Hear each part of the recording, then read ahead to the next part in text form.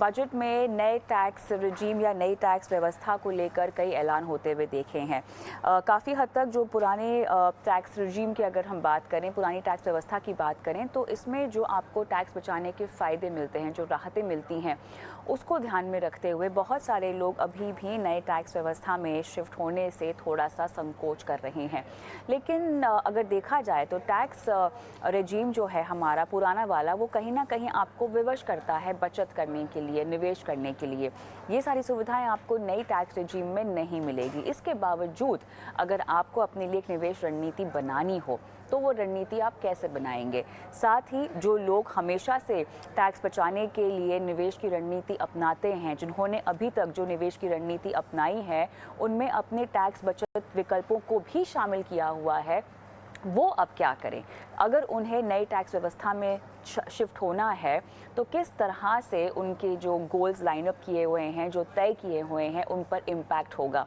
इन्हीं तमाम मुद्दों पर बारीकी से हम नज़र डालेंगे हमारे मेहमानों के साथ। Nitin Baijal, director Deloitte India, Pankaj Matpal, MD Optima Money Manager हमारे साथ जुड़ गए हैं। आप दोनों का स्वागत है हमारी इस बेहद खास पेशकश में, जहाँ पर ज़रूरी है लोगों को ये समझाना कि अगर आपने टैक्स बचत को अपनी फाइनेंशियल प्लानिंग का हिस्सा बना रखा है, जो कि एक बहुत बेहतरीन तरीका है जो विकल्प है उनका इस्तेमाल करने का, नई टैक्स व्यवस्था के आने के बाद वो ये कैसे कर सकते हैं? और जो लोग नई टैक्स व्यवस्था में अब जुड़ना चाहते हैं, उनके लिए अलग से एक निवेश की रणनीति क्या होनी चाहिए? बैजल साहब, आपसे शुरुआत मैं करूंगी, क्योंकि आपको भी आई एम श्योर बजट के बाद ऐसे बहुत सारे सवाल आए होंगे जहां पे लोगों ने पूछा होगा कि कौन सी व्यवस्था उनके लिए सही है या नहीं। हमने इस पर बहुत सारे शो किए हैं, लेकिन अब चर्चा का लेवल थोड़ा सा हमें आगे ले जाना है। हमें उन लोगों से बात करनी है जो पुरानी टैक्स व्यवस्था में हैं और जो टैक्स बचत का फ़ायदा उठाते हैं, ATC का, ATD का, तमाम तरह की रियायतें लेते हैं और साथ ही एक फाइनेंशियल प्लान भी रखते हैं अपना, जहाँ पर ये तमाम जो इंस्ट्रूमेंट्स हैं टैक्स सेविंग के, वो शामिल हैं। क्या कहेंगे आप उन्हें? सबसे पहले तो मैं वित्त मंत्री को जो उन्होंने नया रेजीम निकाला और उसमें चेंजेस किए हैं इस बार, उस पे अपलॉड करना चाहूँगा। क्योंकि नया रेजीम जो था वो कुछ समय से 2020 में आया था। उसके बाद से 2 साल तक ऑलमोस्ट अबाउट 4 या 5 लाख रिटर्न्स ही फाइल हुई थी न्यू रेजीम में। अब जो इन्होंने चेंजेस किए हैं, ऑलमोस्ट 6 से स्लैब जो है वो 5 कर दिए गए हैं। 25% का जो रेट था वो रिड्यूस कर दिया है, वो कंप्लीटली हटा दिया है। तो अब एक 20% है और उसके बाद सीधा 30% है। और एक बहुत बड़ा जो चेंज किया है वो technically high net worth individuals के लिए है। उसके अंदर जो 5 करोड़ से ऊपर की इनकम है जिनकी, उनको अब 37% सरचार्ज नहीं पे करना। वह ओवरऑल मैक्सिमम मार्जिनल रेट पहले 42.74 आता था, वो 39% हो गया है। ये सब चेंजेस हुए हैं और इन चेंजेस की वजह से बहुत सारे लोग अब न्यू रेजीम में जाएँगे। लेकिन न्यू रेजीम में कब जाएँगे, इस चीज़ पे चर्चा करनी बहुत ज़रूरी है। अगर आप अभी भी देखें, और आपने शुरू में एक बात बहुत इम्पोर्टेंट बोली थी कि इन्वेस्टमेंट्स, डिडक्शंस, एग्ज़ेम्पशंस, ये एक बहुत बड़ा मुद्दा है। क्योंकि इतनी सारी एग्ज़ेम्पशंस और डिडक्शंस लोग बहुत समय से क्लेम कर रहे हैं, वो सडनली उनको स्टॉप नहीं कर सकते। तो ओल्ड रेजीम अभी भी आपको अवेलेबल है। न्यू रेजीम को इन्होंने डिफ़ॉल्ट रेजीम बना दिया है। ओल्ड रेजीम अभी भी अवेलेबल है। आपको अपने एम्प्लॉयर को बताना पड़ेगा कि हम ओल्ड रेजीम में जाना चाहते हैं कि नहीं। और अगर आप जाना चाहते हैं तो वो आपकी फिर आप उसको सेलेक्ट कर सकते हैं और ओल्ड रेजीम में आप जाएँगे। सबसे बड़ी चीज़ ये है कि कहाँ पे किसको क्या फ़ायदा हो रहा है। अगर आप थोड़ी-सी सिंपल मैथ्स करेंगे, तो जो भी जो भी 4,25,000 की डिडक्शन से ऊपर क्लेम कर रहा है। So for example, you house rent allowance हो गया, ATC का बेनिफिट हो गया, ATD का बेनिफिट हो गया। सो हाउस रेंट अलाउंस समझ लीजिए अगर 2 या ढाई लाख रुपए है और आपका ATC का 1.5 लाख है और 50,000 अगर आप ATD में क्लेम कर रहे हैं, सीनियर सिटीज़न का नहीं भी ले रहे हैं और 50,000 आपकी स्टैंडर्ड डिडक्शन भी है, तब आप 4,25,000 से ऊपर निकल रहे हैं। और जहाँ पे भी आप 4,25,000 से ऊपर निकलेंगे, आपको ओल्ड रेजीम में जाना ही बेटर रहेगा। लेकिन क्वेश्चन अब ये उठता है कि इस न्यू रेजीम को कौन-कौन सेलेक्ट करेगा? ज़्यादातर देखा जाए तो लोग जो ज़्यादा लंबे समय तक इन्वेस्टेड नहीं रहना चाहते, उनके लिए न्यू रेजीम अच्छा रहेगा। जो लोग फॉरेन नेशनल्स हैं, उन लोगों के लिए एक ये अच्छा रहेगा। लेकिन बाकी मैं फिर उसी बात पे आना चाहूँगा, ओल्ड रेजीम अभी भी लोगों के लिए बेनिफिशियल रहेगा, क्योंकि अगर वह हाउस रेंट अलाउंस और बाकी की चैप्टर 6 से की जो डिडक्शंस हैं, वो क्लेम कर रहे हैं, तो उनको बहुत फ़ायदा होगा उसके लिए।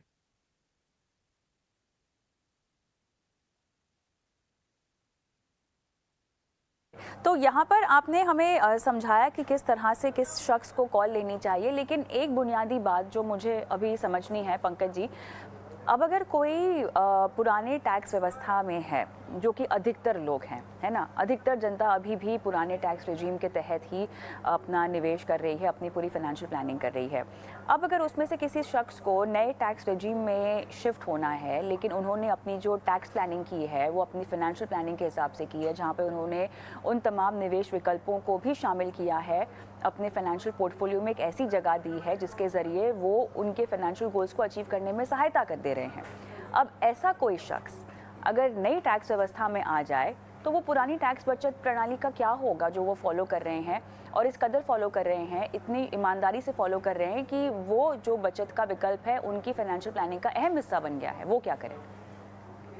कविता देखिए, अगर ऐसा है कि कोई पहले से ही इतनी इन्वेस्टमेंट कर रहा है या फिर एलिजिबल डिडक्शन है, मान लीजिए होम लोन लिया हुआ है तो उस पर इंटरेस्ट जा ही रहा है, तो उसको आप रोक नहीं सकते।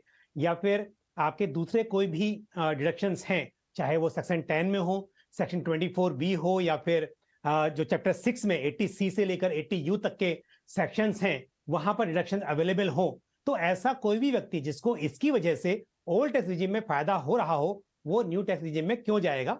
तो बेशक वो तो ओल्ड टैक्स रिजीम में ही रहेगा। अब बात यह है कि यदि आपके कुछ थोड़े बहुत इन्वेस्टमेंट हैं और उनको लेकर आपको उतना फायदा नहीं हो रहा है जितना कि न्यू टैक्स रिजीम में जाने पर आपको टैक्स में बचत हो रही है, तो ऐसे केस में मान लीजिए किसी ने पीपीएफ अकाउंट खोला हुआ है, तो अब सवाल यह आता है कि वो कंटिन्यू करे या ना करे। अब ऐसे में यदि पीपीएफ में सिर्फ टैक्स सेविंग के हिसाब से इन्वेस्टमेंट किया जा रहा था और अब उन्हें लगता है कि इसके बजाय दूसरे विकल्प हैं जहां पर ज्यादा ग्रोथ हो सकती है, क्योंकि टैक्स सेविंग तो अब चाहिए नहीं, टैक्स की बचत यहां पर चाहिए नहीं, तो ऐसे केस में जो दूसरे और विकल्प हैं जहां पर जो कि आपके इन्वेस्टमेंट ऑब्जेक्टिव से मैच खाते हों, या मतलब आपके जो फाइनेंशियल गोल्स हैं उसके हिसाब से जो भी इन्वेस्टमेंट स्कीम हो वहां पर आप कर सकते हैं, और पीपीएफ में जो मिनिमम इन्वेस्टमेंट रिक्वायर्ड है आप उतना कर सकते हैं, या जितना पहले कर रहे थे उससे कम कर सकते हैं। तो इस तरह से आपके अब, क्योंकि पहले कंपलसरी आपको टैक्स सेविंग के हिसाब से इन्वेस्टमेंट स्कीम सेलेक्ट करनी थी, चूज करनी थी, और अब आप अपने हिसाब से उन स्कीम में निवेश कर सकते हैं जहां स्कीम आपके गोल अचीव करने में मदद कर सके। लेकिन साथ ही ध्यान रहे कि यदि आप सुकन्या समृद्धि योजना में कर रहे हैं, पीपीएफ में कर रहे हैं, या इस तरह की स्कीम में कर रहे हैं, तो और आपको लगता है कि वो स्कीम आपकी जरूरत के हिसाब से थी, तो उसको आपको कंटिन्यू रखना चाहिए। लेकिन यदि आप एफडी कर रहे थे 5 साल की, या एनएससी कर रहे थे, तो उसे आपको करने की जरूरत नहीं है। उसे आप बिल्कुल, क्योंकि वो हर साल जब करते हैं तब आपको टैक्स में छूट मिलती है, तो आगे से जरूरत नहीं है, तो उसमें आप ना करें। तो फ्लेक्सिबिलिटी अब आपके हाथ में है। बिल्कुल, लेकिन अब साथ ही पंकज जी, क्योंकि आप फाइनेंशियल प्लानर हैं तो सवाल आप ही से पूछूंगी इस बारे में भी, क्योंकि अब जो लोग नई टैक्स व्यवस्था में जुड़ जाएंगे उनके लिए बहुत ज़रूरी है एक अलग तरीके का फाइनेंशियल प्लान होना। ठीक है, अब तक अगर आप पुरानी टैक्स व्यवस्था में टैक्स बेनिफिट का फ़ायदा उठा रहे थे और वो तमाम विकल्पों में निवेश कर रहे थे जहाँ पे आपको टैक्स बेनिफिट भी मिल रहा था और साथ ही आपके लक्ष्यों के प्रति भी वो विकल्प काम कर रहे थे, अब क्या पंकज जी वक्त आ गया है कि वो अपनी रणनीति को एक बार फिर से देखें? शायद आपने उसका जवाब दिया पिछले सवाल में, लेकिन अब थोड़ा सा विस्तार से अगर मैं बात करूं, क्योंकि एक नई तरह की प्लानिंग होगी। देखिए, आपको पीपीएफ और तमाम तरह की चीज़ें जहां पर आप फ़ायदा ले रहे थे वो अब आपको नहीं मिलेगा। तो अगर आपको रुकना है तो आप कैसे रुकें, और अगर नए निवेश के विकल्प चुनने हैं तो वो कौन से हो सकते हैं? अब यहाँ पर हम इंश्योरेंस वगैरह की बात नहीं कर रहे, क्योंकि वो आपको नहीं छोड़नी है। अगर आपका मकसद इंश्योरेंस लेने का टैक्स सेविंग था तो वो बेनिफिट तो आपको अगर आप नई व्यवस्था में आएंगे तो नहीं मिलेगा, लेकिन ये एक ऐसी इन्वेस्टमेंट है जो आप अपने लिए करते हैं और अपने अपनों के लिए करते हैं, तो वो आपको जस की तस रखनी है। मेरा जो सवाल है वो आर्थिक लक्ष्यों के ऊपर है। पंकज जी, क्या कहेंगे? बिल्कुल कविता, मैं बिल्कुल सहमत हूँ आपकी बात से। पहली बात तो यह है कि इस टैक्स सेविंग की वजह से काफी इन्वेस्टमेंट हुआ। मुझे लगता है कि यदि पीपीएफ में लोग पूरा 1.5 लाख रुपए इन्वेस्ट करते हैं तो काफी लोग इसी वजह से करते हैं क्योंकि वहां पर टैक्स सेविंग है। अदरवाइज शायद वो स्कीम इतनी पॉपुलर नहीं होती, हालांकि उसका रिटर्न टैक्स फ्री है, वो भी कारण है। बट उसके बाद भी मैं कहूंगा कि 80C के बेनिफिट की वजह से ये स्कीम बहुत पॉपुलर हुई।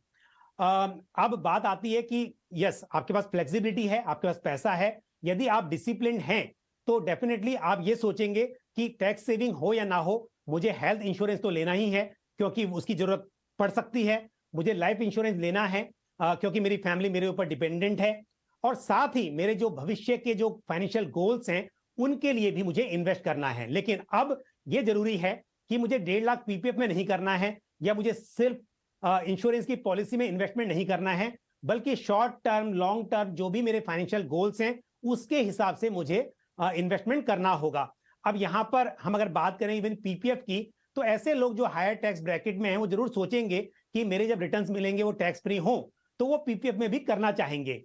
तो आप पहले अपने फाइनेंशियल गोल तय कर लीजिए। यहां पर बदलाव जरूर आप कर सकते हैं और करना भी चाहिए आपको। पहले आपने जब अपने फाइनेंशियल गोल तय किए होंगे तो आपको पता था कि मुझे टैक्स सेविंग के लिए इतना तो करना ही है, 1.5 लाख रुपया मुझे 80C के तहत छूट दिलाएगा, तो 80C के लिए मुझे जो सिलेक्टेड स्कीम है, क्योंकि चॉइस आपके पास काफी स्कीम की थी बट फिर भी एक दायरा था उसका, अब आपके पास वो लिमिट नहीं है, आप कहीं भी कर सकते हैं।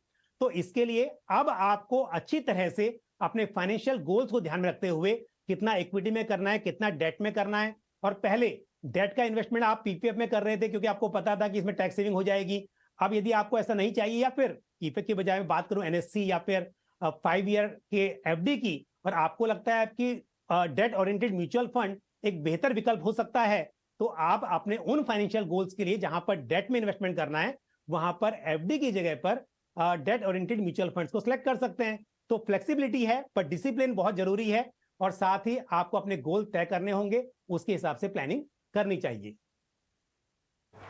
बिल्कुल, मैं डिसिप्लिन की ही बात को आगे ले जाना चाहती हूँ। और नितिन, आप हमें ये समझाएं, क्योंकि आपका राब्ता ज़्यादा यहाँ पर आता होगा उन लोगों से जो कि टैक्स बचाने के लिए बहुत ज़्यादा निवेश करते थे। एक बात तो अच्छी है, देखिए कि नई टैक्स प्रणाली आने के बाद ऐसे बहुत सारे प्रोडक्ट्स जो हम गलती से खरीद लेते थे, या जो डेडलाइन मार्च 31 है उसके आने के चक्कर में जो हम गलत प्रोडक्ट्स लेते हैं, उससे आप बच जाएंगे। लेकिन सही प्रोडक्ट्स लेना और सही तरीके का निवेश करना, ये एक ऐसी आदत थी जो कहीं ना कहीं 80C, 80D और जो पुरानी टैक्स प्रणाली है नितिन, उसने हमारे अंदर डाली थी, जो कि अब नई टैक्स प्रणाली में हमें मिलेगी या नहीं मिलेगी वो आप हमें समझाएं। क्योंकि वो एक डिसिप्लिन का माइंडसेट हमारे अंदर था। लोग विवश होकर ही सही, लेकिन अपने भविष्य के बारे में सोचते थे कि भैया साल के अंत में पैसे कट जाएंगे, इसीलिए आपको जो है टैक्स बचाने के लिए सही है, लेकिन यहाँ पे इसे डाल दो। अब आपको सोच समझकर पैसे डालना होगा, फ़ायदा आपको उसका मिलेगा, लेकिन वो मिलेगा प्लानिंग के तरह। क्या कहेंगे? मैम देखिए, मैं ये पॉइंट पहले भी बताया था। मैंने आपको एक सिंपल गणित बताई है 4,25,000 की। अगर आप tax saving, let's take a simple example. अगर अगर कोई 15 लाख रुपए तक की इन्वेस्टमेंट कर रहा है, 15 लाख रुपए की किसी की अगर इनकम है, और समझ लीजिए 4,25,000 की उसकी डिडक्शन है, और 4,25,000 को हम 3-4 सेक्शन में डिवाइड करते हैं। एचआरए समझ लीजिए 2 लाख है। जो आदमी एक किराए के मकान में रह रहा है, वो तो रहेगा ही, कंटिन्यू करेगा किराए के मकान में रहना। अगर वो 2 लाख का एचआरए का बेनिफिट उसको मिल रहा है, तो वो 2 लाख का बेनिफिट लेगा। समझ लीजिए एलटीए का बेनिफिट भी लेते हैं क्योंकि साल में लोग घूमने जाते हैं, तो 25,000 का अमाउंट वो ले लीजिए। 80C का आप 1.5 लाख लीजिए, और 80D का 50,000 लीजिए। ये टोटल 4,25,000 का आपको ओवरऑल एग्जेम्पशन और डिडक्शन मैंने बताया। और अगर आपकी 15 लाख की इनकम है, तो उसके अंदर जो न्यू रेजीम है, उसमें आप 1,45,000 रुपए टैक्स पे करेंगे, और जो ओल्ड रेजीम है उसमें आप 1,24,800 पे करेंगे। इसका मतलब ओवरऑल जो आपको बेनिफिट अभी मिल रहा है जब आप डिडक्शन ले रहे हैं 15 लाख की इनकम पे, ऑलमोस्ट 20,800 रुपए का है। तो अभी भी ओल्ड रेजीम बेनिफिशियल आती है इस सिचुएशन में, जहां पे आप डिडक्शन नहीं ले रहे हैं।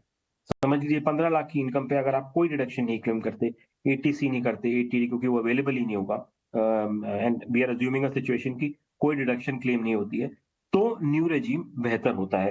न्यू रेजीम के तहत 1,45,600 रुपए आपको टैक्स पे करना पड़ेगा, और ओल्ड रेजीम के अंदर आपका 2,57,400 रुपए का टैक्स जाएगा। इसका मतलब जो न्यू रेजीम है उसमें आपका ऑलमोस्ट 1,11,800 रुपए की सेविंग है। मेरा जो सबसे बड़ा मुद्दा वो ये है कि जो किराए के मकान में रह रहा है, उसको कंटिन्यू करना पड़ेगा जब तक उसके पास अपना मकान नहीं है, वो एचआरए का बेनिफिट क्लेम करेगा। एटीसी बहुत सारे लोग प्रोविडेंट फंड में कंटिन्यूअसली कंट्रीब्यूट कर रहे हैं, पीपीएफ एक अलग चीज़ है। प्रोविडेंट फंड के अंदर तहत ऑलमोस्ट 1.5 लाख के करीब आता है। 1.5 लाख हो गया, फिर अगर आपने एलआईसी परचेज़ की हुई है, तो वो मिला के ऑलमोस्ट 1.5 लाख तक आता है एटीसी में।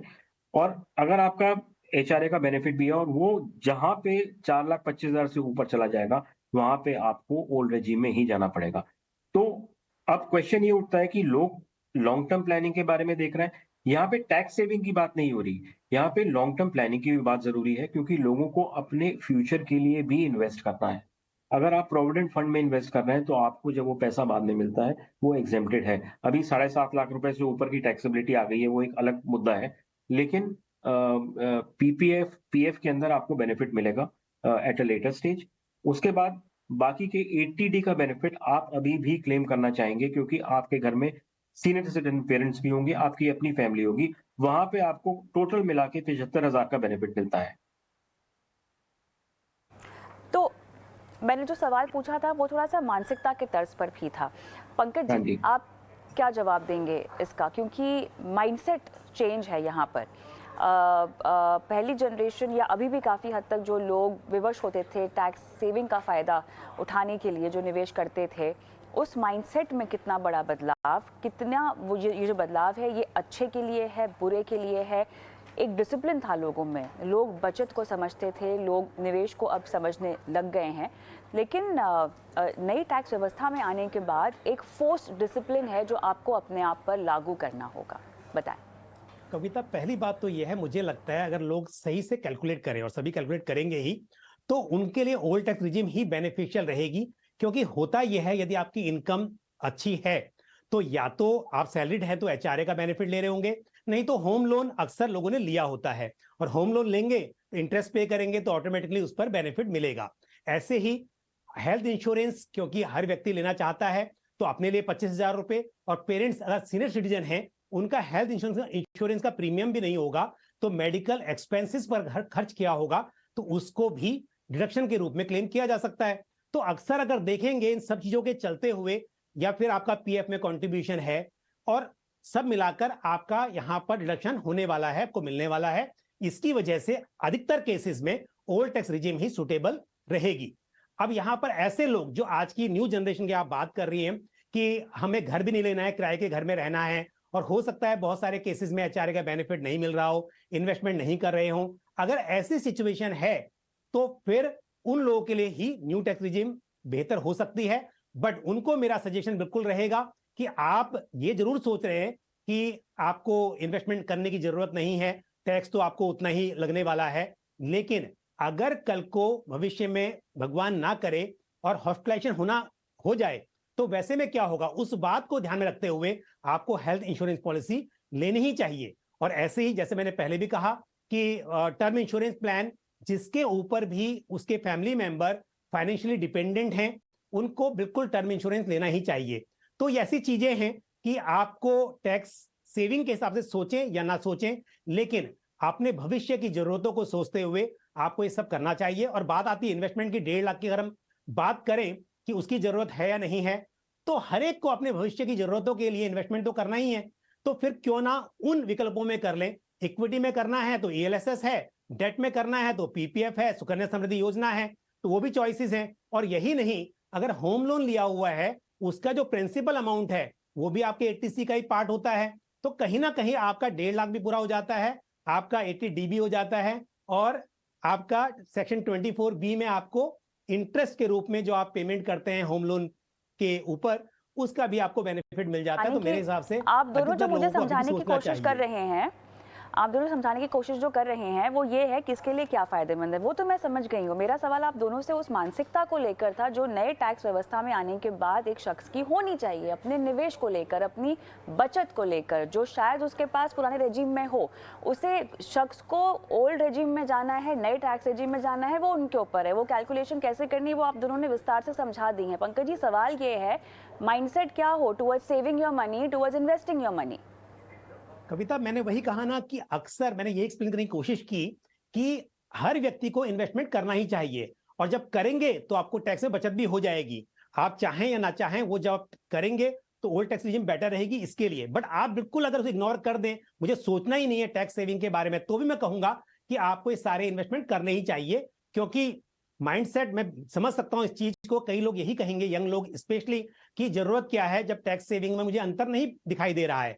लेकिन भविष्य की जरूरतों का क्या, चाहे वो हेल्थ इंश्योरेंस हो, लाइफ इंश्योरेंस हो, या फिर भविष्य में जो फाइनेंशियल गोल्स हैं, रिटायरमेंट प्लानिंग की ही हम बात कर रहे हैं। अक्सर यंग लोग जी हमेशा ये जरूर तो कहते नहीं, हैं तो कि हमें बिल्कुल जल्दी कुल मिला रिटायर के होना है। यहाँ आपको ये देखना होगा, आप अपने लिए जो भी टैक्स रिजीम चुने, अगर आपने पुरानी टैक्स व्यवस्था के तहत अपनी रणनीति बना रखी है तो वो सही है। अगर नई टैक्स रिजीम में आप आ रहे हैं, इवन इफ आप पुरानी टैक्स रिजीम में कोई टैक्स बेनिफिट भी उठा रहे हैं लेकिन उसको शामिल नहीं कर रहे हैं अपने फाइनेंशियल पोर्टफोलियो में, तो वो आपको कर लेना चाहिए। बड़ी बात यहाँ पर ये है कि अब पैसे आप जहाँ पर भी लगा रहे हैं, किसी भी तरह के एसेट क्लास में लगा रहे हैं, किसी भी तरह का निवेश का विकल्प आप चुन रहे हैं, इक्विटी मार्केट में हो, डेट में हो, एक बात जो आपको ध्यान में रखनी है, पुराना रेजीम हो या नया रेजीम हो, आपको अपना फाइनेंशियल पोर्टफोलियो देखना है।